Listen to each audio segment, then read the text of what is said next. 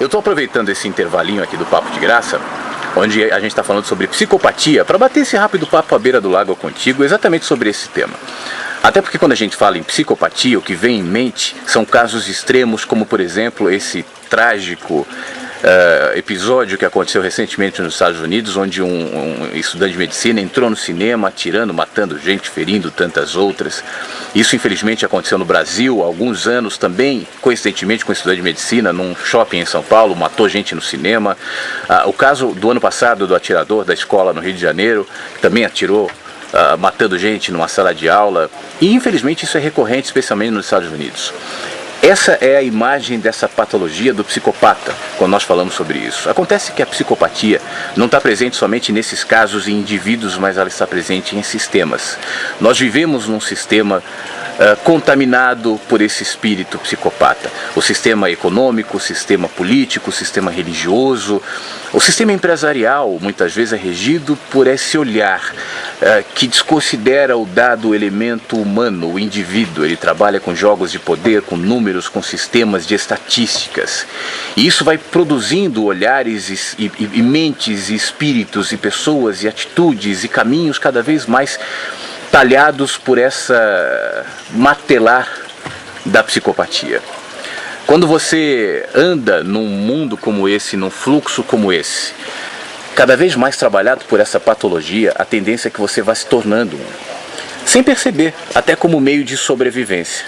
Afinal de contas, como caminhar no meio de psicopatas sentindo, incluindo o dado, o valor, o olhar humano?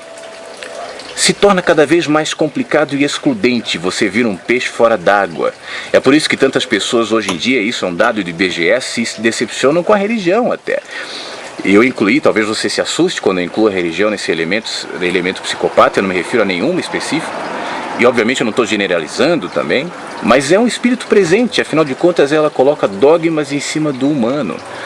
No próprio exemplo religioso, espiritual, a gente tem com Jesus esse exemplo, à medida que uma mulher adúltera estava sendo apedrejada porque a lei mandava. E aí veio a famosa frase de Jesus que diz: quem não tem pecados que atire a primeira pedra.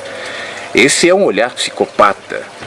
A lei diz isso, o dogma diz aquilo. Então não me importa que ali existe um elemento humano. O meu interesse está acima disso. O meu olhar frio e distante, patologicamente psicopata, impõe a essa mulher o apedrejamento.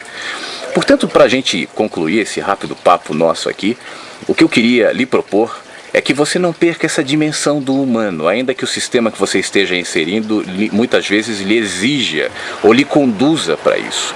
Às vezes você paga um preço, às vezes é difícil, às vezes você é excluído e às vezes você vai ter que abrir mão e fazer escolhas e se distanciar. Mas é um desafio para mim e para você, apesar dos pesares, apesar desse fluxo cada vez mais desumano, cada vez mais frio, cada vez mais estatístico, não perder a dimensão que cria vínculos, a dimensão que aproxima pessoas, a dimensão que aprofunda e enraiza o olhar de amor, que no fim das contas está sobre isso e que te constrói como ser. A gente se dilui como humano justamente porque a gente perde essa dimensão. Então não importa o meio em que você esteja inserido, e ainda que esse sistema seja profundamente psicopata, não perca a sua dimensão humana, a sua dimensão de olhar. Faça escolhas, pague preços, se for o caso, mas se enxergue e se revise constantemente, questionando-se até que ponto você não está aderindo a esse espírito que infelizmente hoje impera nos sistemas que regem esse mundo. Esse é o nosso papo, pensa nisso.